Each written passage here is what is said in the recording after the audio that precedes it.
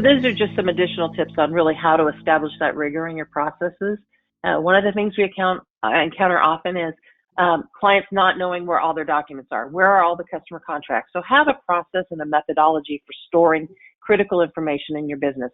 Your customer contract, your equity documents about your previous raises, your convertible note documents if you have them, key vendor contracts, and really make sure that you know where they are, people understand how to store them, that they're protected, because that's all information that is required during diligence. And fumbling around and not being able to present that information gets really challenging. Standardize your customer contracts. This is a big one for us, because we see this all the time. If have a standard, work with your legal counsel up front to get a good standard set of T's and C's in place, and then have it a kind of the T's and C's is as much as possible the unchangeable part of your contract, and an addendum that documents kind of the key customer specific terms. So it's really easy to go to a contract and understand what's unique about a customer. What's their term? What are they paying? What are the things they purchase? What are your deliverables? So, really having that rigor about your contracts is important. It really saves a lot of time during a diligence process to be able to tell your potential investors, this is the standard set of contracts we use, and then here are our customer unique terms. So that's just key. And then understand your SaaS revenue terms and structure your data to kind of capture it. So, working with a client that had just come off a fundraise, helping them understand the difference between bookings and revenue, even just understanding the difference there. He said, well, now I know why my investors were so confused when I was doing financial presentations. It's like, know the key terms, understand, the data you're going to need to capture around your customer metrics, and make sure you're just structuring your data to do that. And then, Kari, a quick comment on that too. We'll talk about metrics in a second, but retention, right? People, back to Chris, who said, we've got a diverse group of folks. Different companies are going to measure retention in ways that are important to them, and that's fine.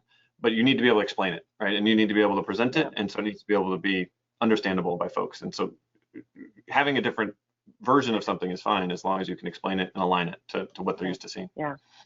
And I think that's key in all this data, right, is as you're presenting to your potential investors, you need to be fluent in your financial information and be able to speak to it and be able to reference key metrics and data, kind of off the top of your head, not have to go searching for it, right? So really understanding your financials and the information in your deck is really important. The other thing is I'm often surprised at how embarrassed companies are to collect from their customers. The thing I always tell my clients is, customer's not a customer until they pay you. Till then, they're just using your product and your resources for free. So really expect your customers to pay and pursue payment.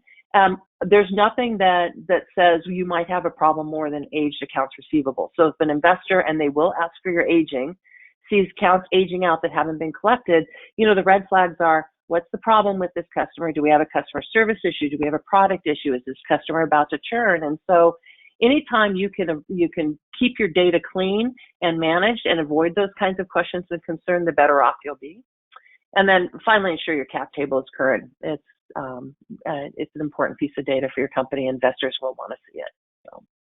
Yeah, and Kari, you guys, these are some great points. I would just stress it's you have to establish the rigor, and you have to maintain the rigor. And again, we do have that diverse audience here, and so I would stress as well, regardless of your function or as you coordinate through a capital raise, especially as you get into your later stage raises where you have leaders of the organization that are going to be speaking towards likely the different departments that they lead through management meetings, make sure that the story is consistent, right? Like, don't rely on just the CFO or the CEO to be talking about the financials and paint that story, because later on in the presentation, if your customer success leader or engineering leader is kind of painting a different story or a different number, it's so important that the leadership team collectively understands the metrics that drive the business. And then the other couple points is documents in order, right? Like contract and legal is kind of a theme hidden in here. Adopt it really, really early and make sure you house those, create a great file structure, whether it's in Dropbox, Google Drive, etc., where you can capture this documents and that has easy ability to restore it. Time and time again, I see companies kind of rely on storing documents in maybe their CRM, where potentially it's easily deletable through merging records, et cetera. Make sure you have that complete set of documents, as Kari mentioned. Like, can't stress that enough. And then the final piece of advice here, if you've just raised a round, right, like you're probably going to go back to your existing investors in any future rounds. So take that diligence template that you just went through and maintain it, right? It's so tempting to say, oh man, come up for air, I'm done with my round, I can revisit that, hopefully in a couple of years. Maintain, or if it's not you, make sure you have a team that's maintaining it, because it'll make it go so much faster. And Rob, you hit it spot on. You never know when that preemptive offer may come in for a capital raise or an acquisition, et cetera. So you want to have that ready. And I think now more important than ever, right? Some of the questions we're talking about, the velocity in the market, right? You need to be prepared around that, because the investors are able to move quickly, but you need to move quickly as well. And it shakes a lot of confidence if things are moving really quickly, if kind of the back office isn't in shape. So just wanted to expand on that, but. It's great. My only addition is on this pursue payment.